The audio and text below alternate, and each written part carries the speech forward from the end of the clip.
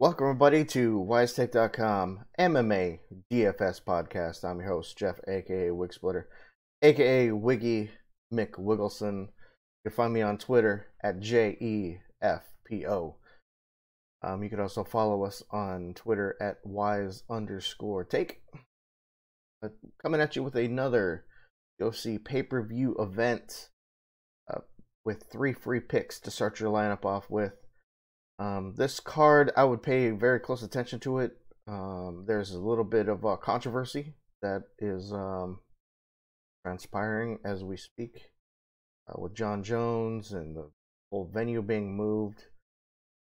Hopefully it's all worked out and we don't lose any fights, but I do have a sneaky suspicion that there are going to be weight cut issues, a lot of fighters missing weight, and it's going to be it looked like it was going to be the card of the year, just with the main event itself, with Jones and Gustafsson, Cyborg and Nunes. I mean, Chiesa, Condit, Mendes, Volkanovski. I mean, we can go on and on. This card is stacked with a lot of fights.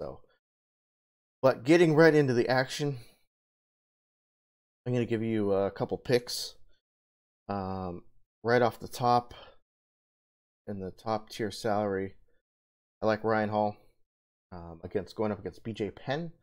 Ryan Hall doesn't necessarily fight too often. I think he picks his fights based upon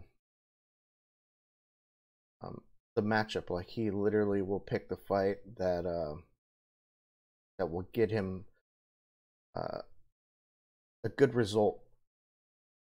I don't think he's going to have too tough of a time with BJ Penn. BJ Penn's 38. He was once considered the prodigy. His cardio has always been questionable, and even though he was the youngest to get a black belt in BJJ, he doesn't necessarily use his Brazilian Jiu-Jitsu too much as of late. It's primarily a stand-up. Ryan Hall doesn't necessarily stand up, and I think what'll happen is he will oblige Ryan Hall when Ryan Hall flops in the guard, and then that's when there'll be a problem. I like Ryan Hall by first round submission, 9,400. He definitely will pay off his salary. So I like Ryan Hall to start your lineup off with. Of all the top tier salary guys, I mean, you could definitely go Jones, Gustafsson, but I like Ryan Hall for the finish. And then the next fight I like is Brian Kelleher. This fight was actually supposed to happen at UFC 230. Kelleher came down with an illness the day of the event. Wasn't able to compete, so they scrapped the fight, pushed it out. Here we are at UFC 232, 2 events later. Kelleher is healthy. Hopefully he makes weight, and we'll get this fight going. This is a stylistic matchup. Montel Jackson is a fairly well-rounded prospect, and Brian Kelleher is a veteran at this point in his career, but he's very dangerous. He just went.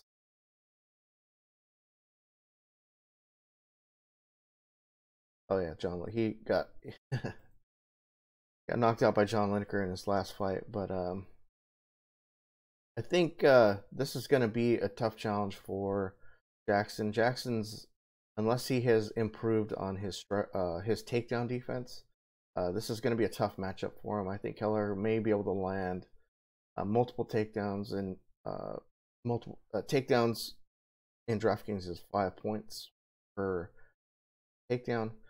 So let's say he lands 4, you have a base score of 20, depending on the amount of ground strikes or just striking in general. I think this could be a good matchup for Keller, and I could see a finish in the second round, possibly by submission. Him paying off that salary would be perfect. Then the last fight I am picking is Zaire Bahadurzada. This guy is often overlooked. He is dangerous. He is well-rounded. from all aspects of the fight game. Melender did not look very impressive against Max Griffin in his last fight. It was pretty much a kickboxing battle that was very stagnant.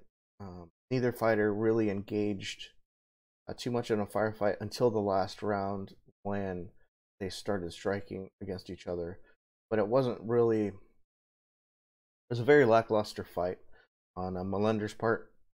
He could have been way more aggressive, but he didn't want to get into that realm where he put himself in danger. Max Griffin has extreme power. I think Bado Rosada has the same type of power, but he does have submission upside as well.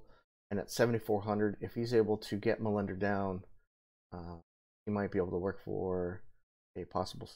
So I like Sayer Bahadurzada for the win.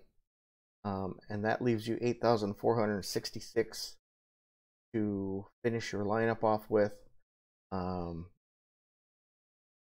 But yeah, I like Ryan Hall, Sayer Bahadurzada, and Brian Kelleher. Start your lineup off with.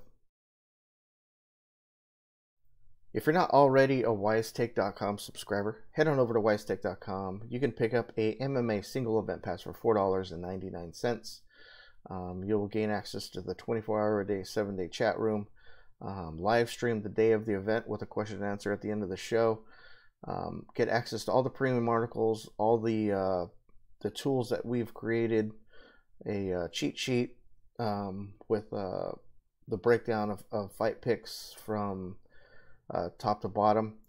But for the most bang for the buck, where you're going to get, if you play more than just MMA DFS, the best price point is the All Sports Monthly Pass, which is $24.99. You'll receive written articles by all of our experts, premium access to the Slack chat, the VIP Slack chat, where all of our members and all the resident experts are in and out throughout the day, chatting it up about each individual sport, projection models, strategy sessions, and then of course the live streams. For NBA, usually it's an hour and a half before or 2 hours before the actual show. So for $24.99, you'll gain access to all the sports, which is very beneficial, and you'll save and you'll gain at the same time.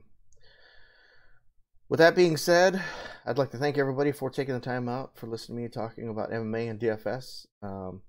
Like I said, this is going to be a very interesting card.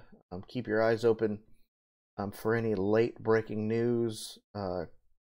If you follow me on Twitter and I see anything that's substantial, I'll probably tweet it out. I'm usually in the Slack chat majority of the time. I'm also in and out of the 24-hour, 7-day chat room on the website. So as always, thank you. As always, have fun, make that money. Yes.